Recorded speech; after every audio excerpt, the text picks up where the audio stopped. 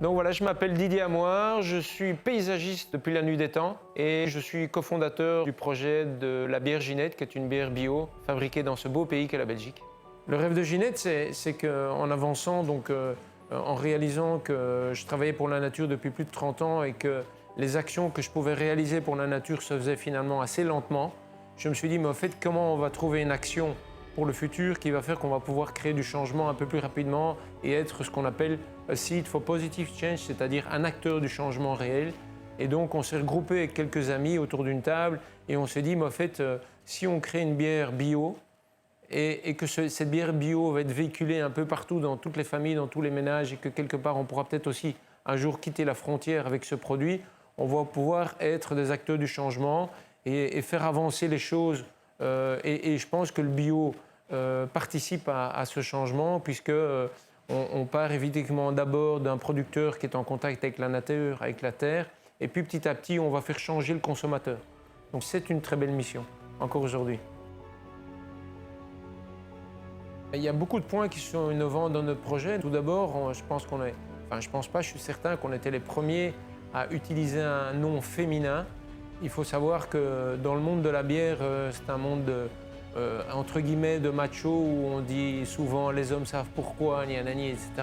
Et donc on oublie souvent de parler de la femme. Ce que moi j'aime à dire aussi, c'est qu'au jour d'aujourd'hui, on se rend compte, en particulier dans les mondes qui sont des mondes où il y a du changement, on se rend compte que la femme est un très très grand acteur et que bien souvent au sein, par exemple, d'un petit noyau, par exemple d'une famille, on va se rendre compte que la femme est innovatrice bien plus souvent que l'homme. Et donc, c'était une force. On ne l'a pas fait pour ça, mais on s'est rendu compte par la suite que c'était une force d'avoir un nom féminin. Les femmes ont apprécié qu'on pense un petit peu à elles. Et puis, le mot Ginette était un mot, un prénom un peu oublié, décalé, mais qui fait sourire les gens. On est arrivé à un moment où le bio, il faut savoir que les pionniers du bio sont arrivés il y a 40 ans. Le bio était très lent pendant 30 ans. Et maintenant, depuis 10 ans, le bio a enfin la vitrine qu'il mérite. Et donc voilà, donc on est arrivé, nous, on a eu la chance d'arriver dans cette période où le bio sortait un petit peu de terre.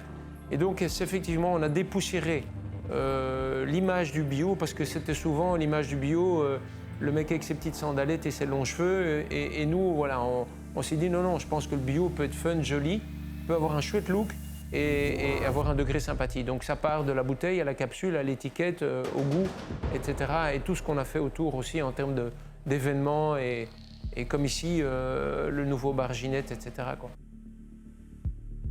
Tu partages un rêve avant de le réaliser avec des gens en qui tu as confiance et tu fais ce qu'on appelle des brainstorming, des tours de table en disant tiens, qu'est-ce que tu penses de ça, etc. Mais je pense aussi qu'il faut bien indiquer à tout le monde qu'il ne faut pas trop poser de questions à gauche, à droite, parce qu'au plus vous en posez, au plus vous allez rencontrer des gens qui ne vont pas réaliser leur rêve et qui vont vous dire « Attention, attention, fais pas ça, mais t'es fou, etc. etc. » Donc je dirais que oui, questionner des gens en qui vous avez entièrement confiance et qui sont un petit peu ce que j'appelle à côté de la ligne blanche, qui marchent, qui ont l'habitude de marcher à côté de la ligne blanche, de prendre des risques dans leur vie, de partir à l'aventure.